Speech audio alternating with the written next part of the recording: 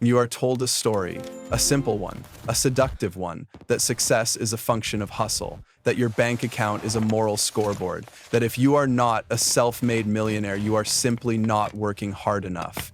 This is the other side of that story. This child, maybe 8 or 9 years old, is not lazy. He works 60 hours a week, separating slate from coal, his lungs filling with black dust. He will be lucky to live to 30. According to the logic of the self-made man, his poverty is his own fault, his lack of merit.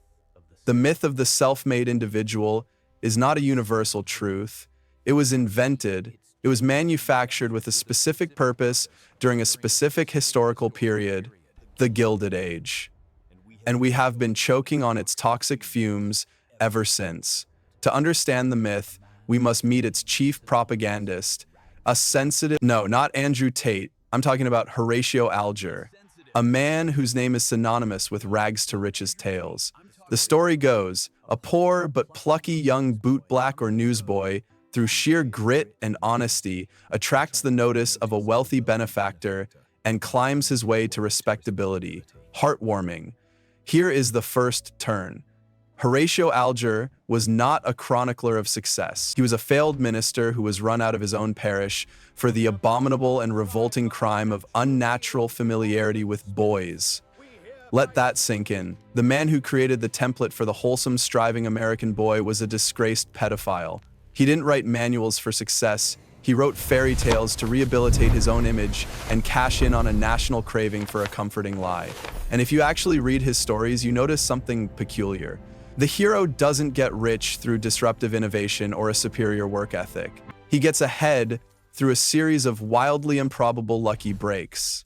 Usually he saves a wealthy man's daughter from a runaway carriage or returns a stolen purse. The Alger myth isn't about hard work, it's about meaningful luck. It's about being in the right place at the right time to perform an act of conspicuous virtue for a member of the ruling class. The message is perverse. The system is a perfect meritocracy, and the key to success is blind fortune and subservience. But a myth this powerful needs a scientific-sounding justification. Enter social Darwinism. Charles Darwin wrote about natural selection in the animal kingdom, how species adapt to their environment. Almost immediately, men like Herbert Spencer took this idea and, with zero biological evidence, applied it to human society. The logic was elegant, brutal, and entirely self-serving. The millionaire industrialist wasn't just rich, he was biologically superior. The poor weren't exploited, they were evolutionarily unfit. Poverty wasn't a social condition to be remedied, it was a genetic dead end to be managed. And no one preached this new gospel better than Andrew Carnegie, a man who literally wrote the book on it, The Gospel of Wealth.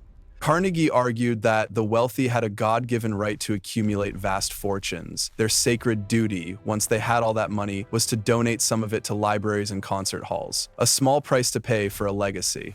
This is the second turn. We are taught to think of these men as genius inventors. They weren't. They were genius expropriators. Carnegie didn't invent steel. He invented new, horrifyingly efficient ways to crush labor, monopolize markets, and buy politicians. His gospel of wealth was the PR campaign to sanitize the blood and sweat it was built on.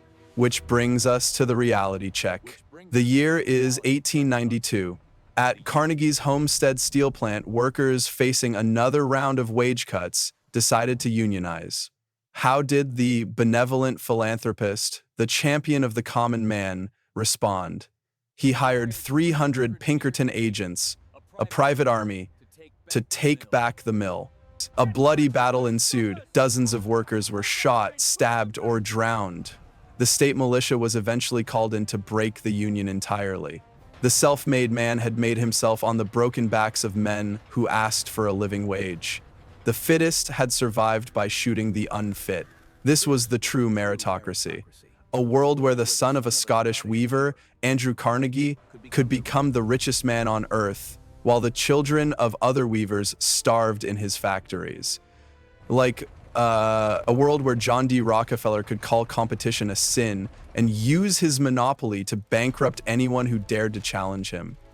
The self-made man was never about building a better mousetrap. It was about owning the factory that made all the mousetraps, controlling the supply of wood and steel, and then lobbying for laws that made it illegal to build mousetraps anywhere else. It was, and is, about monopoly, about building a moat so wide no one else can even get to the castle. So what does a 19th century fairy tale have to do with you today? Everything. The Grindset is just social Darwinism with a podcast. The billionaire genius is just the robber baron in a hoodie. The myth has been repackaged. The language has changed from gospel of wealth to creating shareholder value. The justification has shifted from divine will to disruption, but the function is identical: to justify obscene inequality and place the blame for systemic failure squarely on the shoulders of the individual. This is the final and most important turn. The myth of the self-made man is the most effective psychological tool ever devised for the preservation of an oligarchy. It makes you worship your exploiters and despise yourself. When you fail to thrive in a rigged system, you don't question the system. You question your own worth. You buy another course, you listen to another podcast, you internalize your own exploitation. The child in the coal mine was told his poverty was a moral failing. You are told your burnout, your anxiety, your financial precarity is a personal productivity problem. It isn't. It's a historical one. There are no self-made men.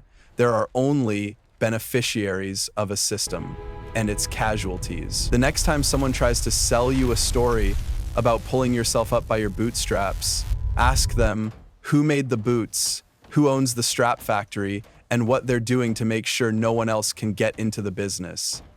History doesn't offer false hope. It offers only one consolation: clarity. And with that clarity, perhaps, the chance to build something that isn't founded on a cruel and ancient lie.